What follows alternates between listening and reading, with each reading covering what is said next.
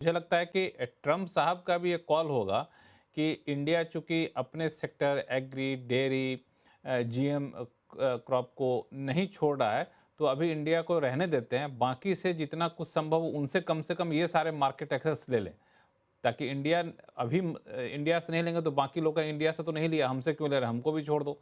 तो अभी बाकी से ले लो, फिर अंत में इंडिया के साथ बगैर इन सेक्टर में गए हुए डील कर लेंगे। ये भी एक अप्रोच हो सकता है ट्रम्प साहब का भी। नहीं, नहीं, मुझे नहीं लगता ऐसी कोई डील होगी। लक्ष्मण जी देखिए, अगर वो होनी होती तो हो गई होती, है ना? और ये मेरा दूसरा पॉइंट था, वो ये है कि हमने रेड लाइन्स तो बहुत सुनी इंडिया की, कि ये ओके नहीं है। अब मोस्टली उसमें एग्री डेयरी के पीछे सब छुप जाते हैं। टेस्ला लॉन्च हुई है इंडिया में, कितना टैरिफ है उस पे? 70%, 70% टैरिफ है। 70। अल्कोहल, विस्की सब आती है, उस पे 150% का टैरिफ है। मतलब वो तो आ ही नहीं पाती। तो ये सारी कार्स पे, India imported cars and other luxury items पे 150% का टैरिफ लगाता है। तो बेसिकली प्रोहिबिटिव है, करेक्ट? तो एग्री ओपन नहीं होगा, लग्जरी ओपन नहीं होगा, मास मार्केट ओपन नहीं होगा। रिटेल में वो आपको पता ही है, एफडीआई कंडीशंस चाहिए कि domestic players multi brand retail कर सकता है, लेकिन फॉरेन प्लेयर नहीं कर सकता। तो कुल मिला के वी न्यू, और फाइनली डिफेंस भी यूएस से नहीं खरीदता है इंडिया, वो भी यूरोप से ही लीन करता है India. So we know lot of red lines India की, but it is not very clear कि इंडिया की ग्रीन लाइंस क्या है, जहां पर India was willing to offer concession to US in in exchange for lower tariff. अभी तक clarity नहीं है, मुझे तो क्लैरिटी बिल्कुल नहीं है। आई डोंट थिंक एनीबॉडी नहीं, तो हैज अ उसकी तो clarity, so I clarity think it तो was a already very UK के साथ ट्रेड एग्रीमेंट जो किया है, उसको हाँ। आमतौर पे इंडियन गवर्नमेंट जो है एक मॉडल एग्रीमेंट के तौर पर देख रही है।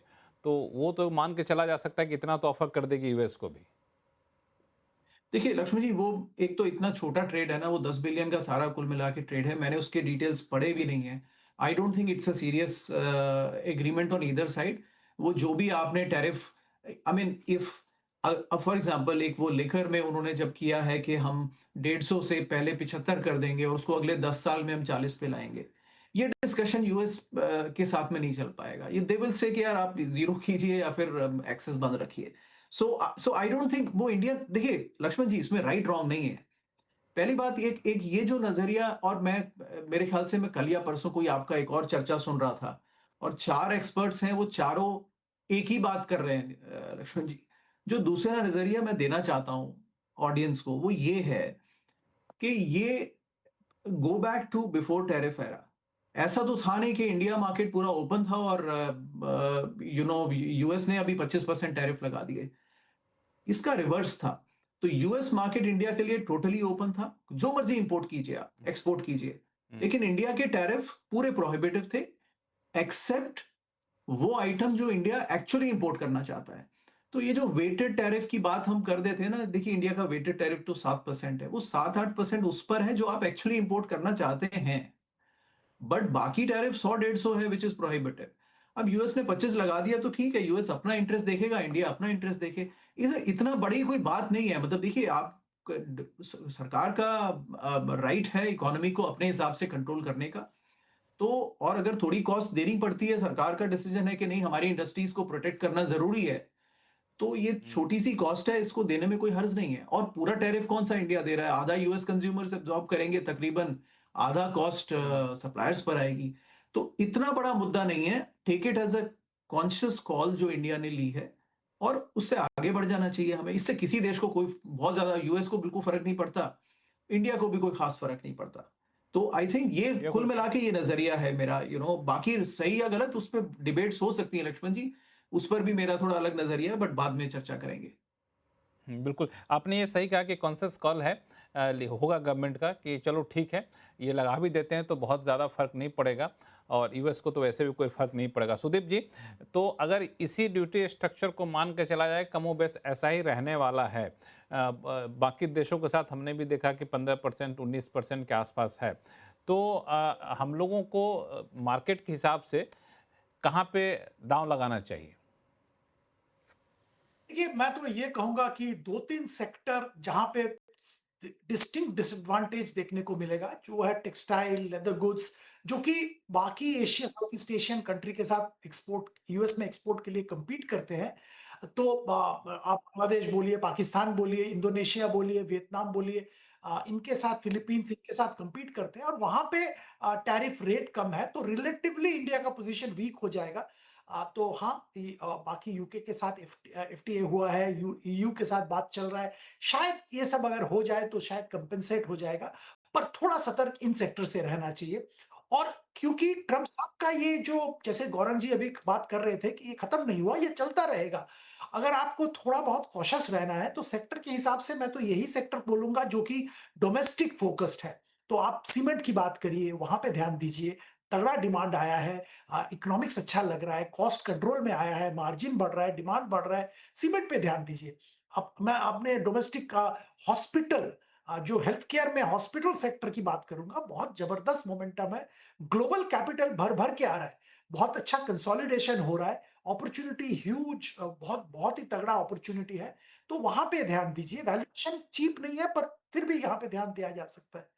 आप डोमेस्टिक एफएमसीजी पे ध्यान दीजिए। जैसे हम ज़िक्र कर रहे थे कि 3rd 4th क्वार्टर में डिमांड वापस आने की पूरी संभावना है मॉनसून अच्छा होने के बाद और डिमांड आ जाएगा तो एफएमसीजी में प्रोग्रेस आ सकता है।